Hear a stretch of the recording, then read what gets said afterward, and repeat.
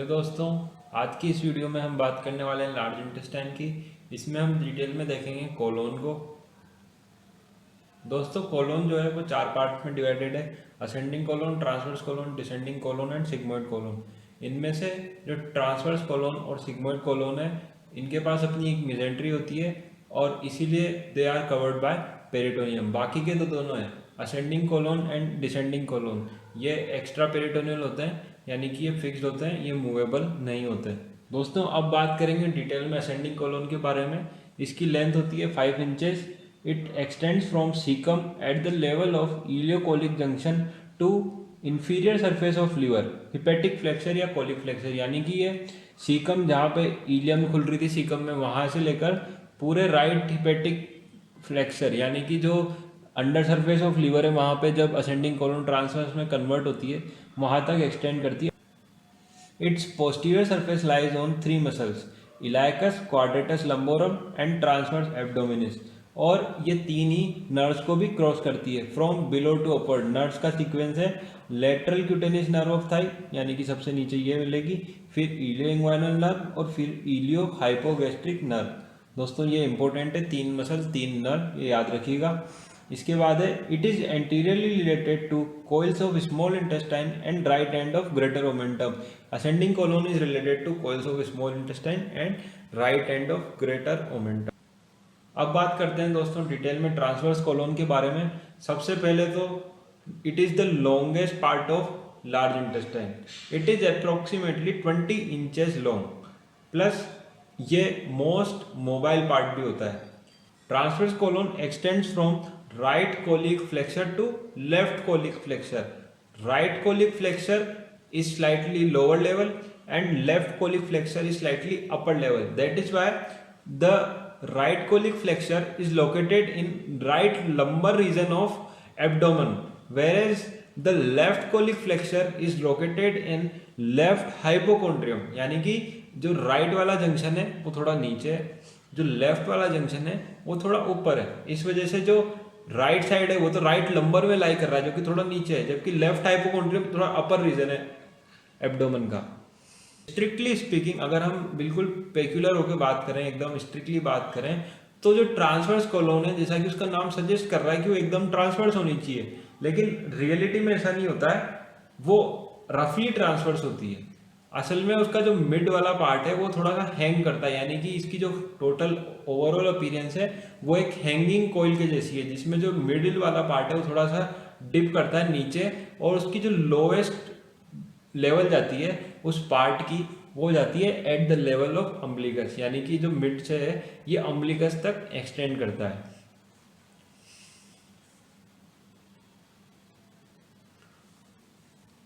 अब बात करते हैं दोस्तों differences between right and left colic flexor की, कि क्या अंतर है दोनों जंक्शन में, क्या अंतर है दोनों फ्लेक्सर्स में, क्या अंतर है हिपेटिक फ्लेक्सर में और स्प्लेनिक फ्लेक्सर में।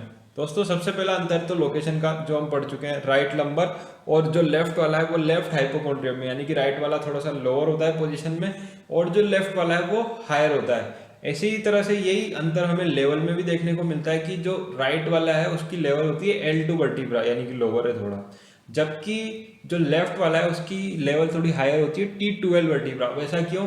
क्योंकि जो राइट वाला है वो 1 इंच बिलो होता है ट्रांसपाइलोरिक प्लेन के, और ट्रांसपाइलोरिक प्लेन खुद होता है L1 वर्टिब्रा पे, तो 1 इंच बिलो जाएंगे तो L2 वर्टिब्रा आ जाएगी। उसी तरह से ये 1 इंच ऊपर होता है लेफ्ट वाला ट्रांसपाइलोरिक प्लेन के, तो 1 इंच ऊपर जाएंगे अगर L1 से तो T12 वर्टिब्रा आ जाएगी।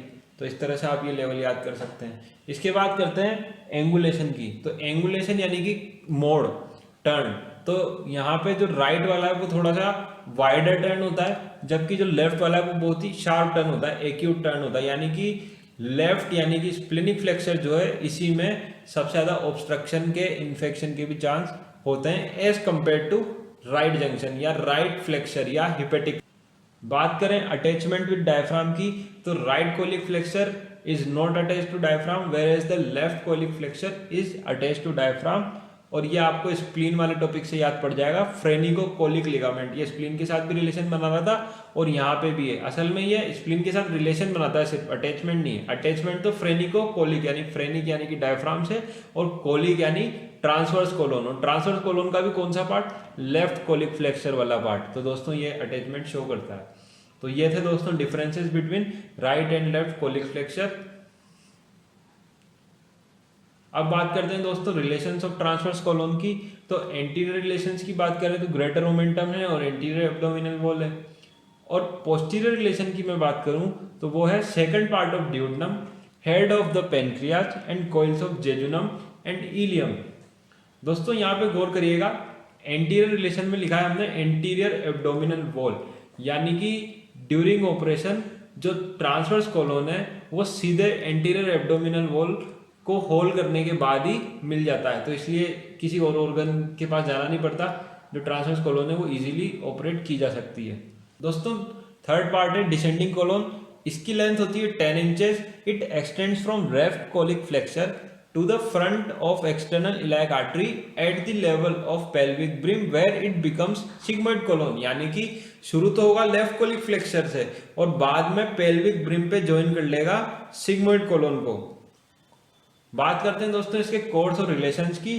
During its course it crosses वही 3 मसल और 3 नर्व। 3 मसल कौन कौन सी है, quadratus lumborum, transversus abdominis and iliacus, whereas 3 nerves are lateral cutaneous nerve of thigh, ilioinguinal nerve and iliohypogastric nerve। Nerves तो बिल्कुल कॉपी पेस्ट हुई है पहले वाली स्लाइड के। बात करते हैं दोस्तों फोर्थ पार्ट की, जो कि है सिग्मोइड कोलोन। इसी का दूसरा नाम होता है पेल्विक कोलोन। अब पेल्विक कोलोन क्यों कहते हैं आप समझ ही गए होंगे। जो डिसेंडिंग कोलोन थी वो पेल्विक ब्रिम पे खत्म हो रही थी और पेल्विक ब्रिम के बाद क्या चालू हो जाता है, पेल्विस, और पेल्विस में है सिग्मोइड कोलोन। तो इसकी लोकेशन की वजह से इसका नाम हम पेल्विक कोलोन भी रख देते हैं। दोस्तों इसकी लेंथ होती है 15 inches. It extends from lower end of descending colon to the rectum, rectum को ज्वाइन कर लेती है। It is so named because of its S shape. Sigmoid क्यों कहा गया, पेल्विक का तो मैंने समझा दिया कि पेल्विस में रिलाई करती है, इस वजह से। सिग्मोइड कोलोन क्यों कहते हैं दोस्तों, तो सिग्मोइड कोलोन का क्या मतलब है, सिग्मा से है। सिग्मा ग्रीक में सिग्मा का मतलब होता है एस शेप, तो इसका जो शेप होता है दोस्तों वो एस की तरह होता है, इसलिए से सिग्मोइड कोलोन कहते हैं। अब दोस्तों आर्टीरियल सप्लाई से जानने से पहले मैं एक बात करना चाहता हूँ लेंथ ऑफ लार्ज इंटेस्टाइन के बारे में। कई सारे क्विजेज आपने दिए होंगे या यूसी में भी मल्टीपल चॉइस इस बार आएंगे तो उसमें पूछा जा सकता है लेंथ ऑफ लार्ज इंटेस्टाइन के बारे में। तो ओवरऑल लेंथ 1.5 मीटर है, ये आपको पता है। स्मॉल इंटेस्टाइन 6 मीटर की होती है, ये आपको पता है। लेकिन लार्ज इंटेस्टाइन को जब हम ब्रेक कर देते हैं, ascending colon, transverse colon, descending colon और सिग्मोइड कोलोन, इन 4 पार्ट्स में, तब इनकी इंडिविजुअल लेंथ क्या है ये याद रखने का एक तरीका होता है कि चारों का जो सीक्वेंस मैंने शुरू की स्लाइड में बताया था वो याद रखिए। फिर 5, 10, 15 और 20 इंच। अब इसमें जो ट्रांसवर्स कोलोन है वो थोड़ी सी शरारती है। शरारती का मतलब मैं समझाता हूँ दोस्तों क्या है कि सीक्वेंस तो क्या होना चाहिए था आइडियली 5, फिर 10, फिर 15, फिर 20 इंच। लेकिन ट्रांसवर्स कोलोन को आप शरारती ध्यान रखेंगे तो उसको आप 10 इंच मत देना, उसे लॉन्गेस्ट करना है अपने को ट्रांसवर्स कोलोन को, तो उसको तो दे देना 20 इंच और फिर अगली से वापस 10, 15 कंटिन्यू कर देना। यानी कि अब नेक्स्ट रिजल्ट क्या आता है अपने पास कि जो सबसे पहला पार्ट है वो 5 इंच का है, दूसरी वाली ट्रांसवर्स कोलोन है जो कि शरारती है तो उसको सबसे लंबा करना है यानी कि 20 इंच, और उसके बाद वापस 5 के बाद 10 आना था तो यानी कि जो डिसेंडिंग है वो 10 की है, उसका जो सिग्मोइड है वो 15 इंच की है। तो दोस्तों इस तरह से आप सारी लेंथ याद कर सकते हैं। अब दोस्तों बात करूंगा मैं आर्टीरियल सप्लाई की। तो आर्टीरियल सप्लाई सिंपली अगर मैं बात करूं तो सुपीरियर मेसेंट्रिक आर्टरी और इंफीरियर मेसेंट्रिक आर्टरी। अब डिटेल में चलें तो सुपीरियर मेसेंट्रिक की 3 branches, middle colic artery, right colic artery और इलियोकोलिक आर्टरी। ऐसे ही इंफीरियर मेसेंट्रिक की 2 ब्रांचेज है, लेफ्ट कोलिक आर्टरी और सिग्मोइडल आर्टरी। और ये जो लास्ट लिखा हुआ है superior rectal artery, it is nothing but the continuation of inferior mesenteric artery itself. दोस्तों यहाँ पे एक मिनोमिक यूज होता है, सुपीरियर मेसेंट्रिक आर्टरी की अगर किसी को ब्रांचेस लर्न करनी हो तो उसके लिए है एमआरआई, मिडिल, राइट और इलियोकोलिक आर्टरी। आर्टीरियल सप्लाई हमने पढ़ ली। इसमें स्पेशल एक पेक्युलर फीचर आता है मार्जिनल आर्टरी ऑफ ड्रूमोंट का। बात करते हैं दोस्तों क्या है ये मार्जिनल आर्टरी ऑफ ड्रूमोंट। यूसी में काफी बार शॉर्ट नोट आ चुका है इसके ऊपर। It is a circumferential anastomotic channel extending from ileocolic junction to the rectosigmoid junction, यानी कि पूरी की पूरी कोलोन के साथ एक्सटेंड करता हुआ ये एक एनास्टोमोसिक चैनल की तरह है दोस्तों अब ये बना कैसे, एनास्टोमोसिस है, तो भाई आर्टरीज के एनास्टोमोसिस से बना होगा।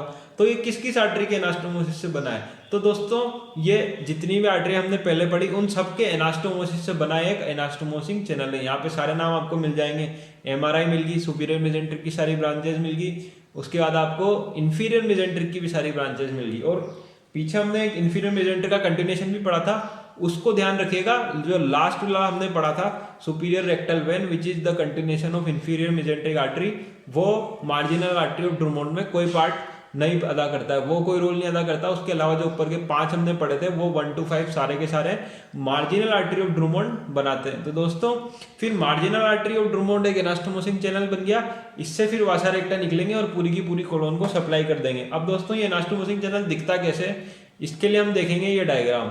इस डायग्राम में आप देख सकते हैं कि सुपीरियर मेजेंट्रिक आर्टरी है, इंफीरियर मेजेंट्रिक आर्टरी है, अपनी अपनी ब्रांचेस दे रहे हैं। सुपीरियर की एमआरआई और उधर से लेफ्ट कोलिक और सिग्मोइडल आर्टरीज। दोस्तों ये सारे ओवरऑल जो एक कोलोन के साथ साथ आर्टरी चल रही है उसको बोला गया है मार्जिनल आर्टरी ऑफ ड्रूमोंड, जो कि एक एनास्टोमोसिस चैनल है। अगर मैं अपने स्क्रीन पे रेड पॉइंटर से दिखाऊं तो ये जो पूरी की पूरी आपको दिख रही है, ये इसको बोला गया है मार्जिनल आर्टरी ऑफ ड्रूमोंड, और इसी से फिर ये वासा रेक्टा निकल रहे हैं। दोस्तों रेड पॉइंटर देखिएगा, ये वासा रेक्टाज है जो कि पूरी की पूरी कोलोन को सप्लाई कर रहे हैं। ये ठीक है दोस्तों, तो उम्मीद करता हूँ आपको ये समझ में आ गया होगा।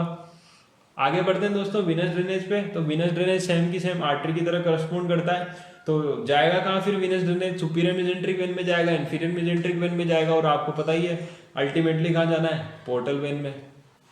इसी तरह से दोस्तों बात करें लिम्फेटिक ड्रेनेज की, तो ये काफ़ी इंपॉर्टेंट रोल अदा करता है कार्सिनोमा ऑफ लार्ज इंटेस्टाइन में। कोलोन का कार्सिनोमा काफ़ी कॉमन है आजकल, तो वो इसी रूट से स्प्रेड होता है, लिम्फेटिक रूट से। तो यहाँ पे 4 तरह के लिम्फ नोड्स हमें देखने हैं, epiploic nodes, paracolic nodes, intermediate colic nodes and pre terminal nodes. दोस्तों एपिप्लोइक नोड्स क्या होते हैं? जो कोलोन है उसकी खुद की वॉल पे जो प्रेजेंट होते हैं लिम्फ नोड, उन्हें एपिप्लोइक नोड्स बोलते हैं। पैराकोलिक क्या होते हैं? जो हमने artery of Drummond, marginal artery of Drummond की हमने बात करी, उसके आसपास जो भी लिम्फ नोड्स होंगे। इसके बाद बात करते हैं दोस्तों इंटरमीडिएट कोलिक लिम्फ नोड्स की। ये क्या होता है? ये जो एमआरआई हमने ब्रांचेस पढ़ी सुपीरियर मेजेंट्रिक की, उनके इंटरमीडिएट बीच में जो प्रेजेंट होते हैं उन्हें इंटरमीडिएट कोलिक लिम्फ नोड बोलते हैं। और लास्ट वाला प्री टर्मिनल लिम्फ नोड्स किसके होते हैं? जो सुपीरियर मेजेंट्रिक आर्टरी और इंफीरियर मेजेंट्रिक आर्टरी के रिलेशन में नोड्स हैं, उन्हें हम प्री टर्मिनल नोड्स बोलते हैं। दोस्तों उम्मीद करता हूँ वीडियो आपको पसंद आया होगा। Thanks for watching. अगर ये वीडियो आपको पसंद आया तो इसे जरूर से लाइक कर देना, अपने दोस्तों के साथ शेयर कर देना। कोई भी सुझाव आप कमेंट बॉक्स में खुलकर बता सकते हैं, कमेंट बॉक्स आपके लिए खुला हुआ है। दोस्तों अगर इस चैनल के वीडियोस आपको पसंद आ रहे हैं, आप इन्हें रेगुलरली देख रहे हैं, तो जरूर से इसे सब्सक्राइब करना। इस वीडियो के साथ भी हमेशा की तरह एक टेस्ट लिंक है, उसे अटेम्प्ट करना ना भूलें। और दोस्तों लेटेस्ट अपडेट्स के लिए बेल आइकन दबाना ना भूलें। तो दोस्तों फिलहाल इस वीडियो में इतना ही, मिलते हैं अगली वीडियो में, तब तक के लिए गुड बाय।